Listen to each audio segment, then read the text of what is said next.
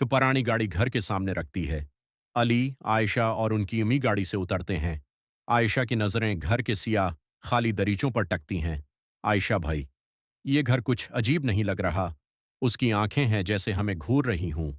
अली हंसता है। अरे नहीं आयशा, बस पुराना है, इसीलिए ऐसा लग रहा है। थोड़ी मरम्मत करेंगे तो ठीक हो जाएगा। हमें आदत हो जाएगी। अम्मी सामान उठाती हुई, चलो अंदर आओ, बहुत देर हो गई है, सामान भी रखना है। अम्मी जैसे ही दरवाजे की तरफ बढ़ती हैं, एक तेज झोंका आता है। दरवाजा जोर से धड़ाम करके बंद हो जाता है। उत का वक्त। आयशा का कमरे में अंधेरा है। घड़ी की टक-टक की आवाज गूंज रही है। आयशा बस्तर पर लेटी है, उसकी आंखें खुली हैं। सरगोशी की आवाज जैसे कोई कान के पास बोल रहा हो। ये मेरा घर है। आयशा वो चीखती है, बस्तर से उछलकर बैठ जाती है। कौन है वहां? अम्मी और अली भागते हुए आयशा के कमरे में आते हैं। अम्मी, क्या हुआ बेटा? क्यों चीख रही हो? अली, आयशा क्या हुआ? तुम ठीक हो? आयशा हाँफती हुई अंगली दरवाजे की तरफ करती है। कोई था, कोई यहां था। उसने कहा, यह मेरा घर है। अली दरवाजे की तरफ देखता है। वहां कोई नहीं होता। अगली सुबह घर का सहन अम्मी चाय बना रही हैं। अली और आयशा दोनों थके हुए और परेशान लग रहे हैं। अम्मी, रात को तुम लोग इतना क्यों डरे हुए थे? मुझे भी नींद नहीं आई। अली, अम्मी, उस घर में कुछ ठीक नहीं है। ये सिर्फ आयशा का वहम नहीं था। अम्मी कुछ कहने ही वाली होती हैं कि दरवाजे पर दस्तक होती है। अली दरवाजा खोलता है। एक बूढ़ा आदमी, बाबा जी, बाहर खड़ा है। उसकी आंखों में गहरी संजीदगी है। बाबा जी, आहिस्ता गहरे लहजे में, ये घर खाली नहीं है बेटा। मैंने देखा तुम्हारी गाड़ी आती। अली, आप क्या कहना चाहते हैं? बाबा जी, यहां बरसों पहले एक बड़ा जुल्म हुआ था।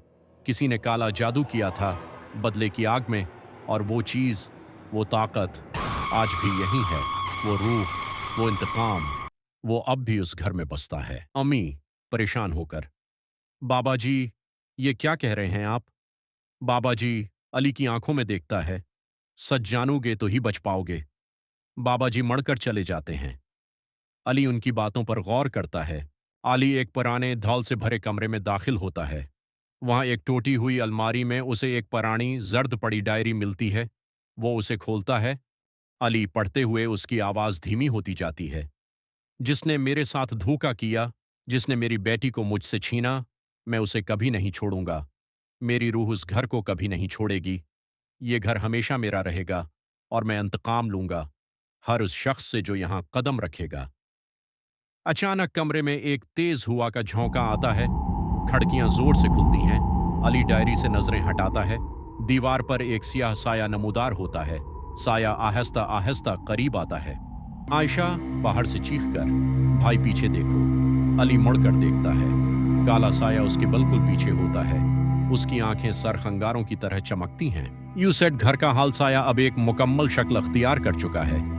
ये एक लंबा सियाह हैवला है जिसकी आंखें चमक रही हैं। अली, आयशा और अम्मी हाल में एक कोने में सहमे हुए खड़े हैं। साया गहरी गूंजती आवाज में, ये घर मेरा है। ये मेरी बेटी की कब्र है। कोई यहां नहीं रह सकता। मैंने सब कुछ खोया, अब तुम सब खोगे।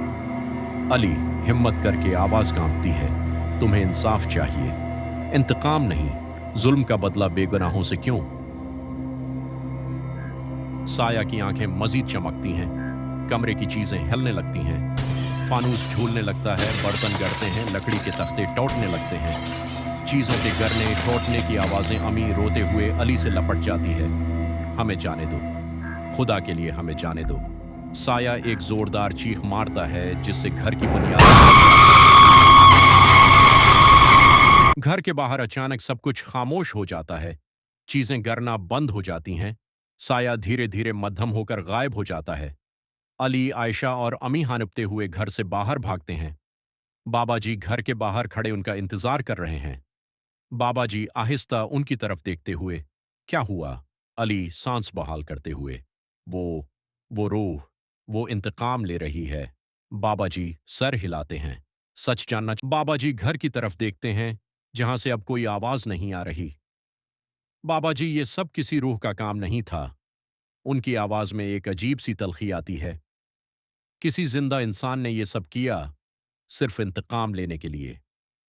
उसने जादू का सहारा लिया, लेकिन वजह उसकी अपनी हौस और बदला थी। वो शख्स जिसने उस घर के असली मालिक की बेटी को धोखा दिया था, वो अब भी उस गांव में है। वो जादू भी उसी ने करवाया था ताकि कोई यहां न रह सके, और उस खानदान को भी सबक सिखा सके जिसने उसकी बेटी का रिश्ता तोड़ा था। अली, आयशा और उम्मी हैरान होकर बाबा जी को देखते हैं। उनकी आंखों में खौफ से ज्यादा एक गहरा सदमा होता है। अली की आंखों में उस रूह के लिए नारामी आती है, और वो सोचता है कि किसान सबसे बड़ा दरिंदा है। अपनी गरज के लिए वो हर हद से गुजर जाता है, और वो रूह से बात करके उससे कहता है कि हम आपको कुछ नहीं करेंगे, आपको तकलीफ नहीं देंगे। जिसने आपके साथ बुरा किया है, आप अल्लाह पे छोड़ दें। और अब अली, अम्मी और आयशा आराम से साफ सुथरी घर में रहने लगती गईं, क्योंकि अम्मी रोजाना इबादत करती हैं पर इस रूह के बख्शिश के लिए दुआ भी करती हैं। अगर आपको मेरी कहानी अच्छी लगी है और आप मज़ीद ऐसे मज़े की कहानी सुनना चाहते हैं, तो मुझे लाइक और सब्सक्राइब करें, और मज़ीद सपोर्ट के लिए कमेंट करें ताकि मैं भी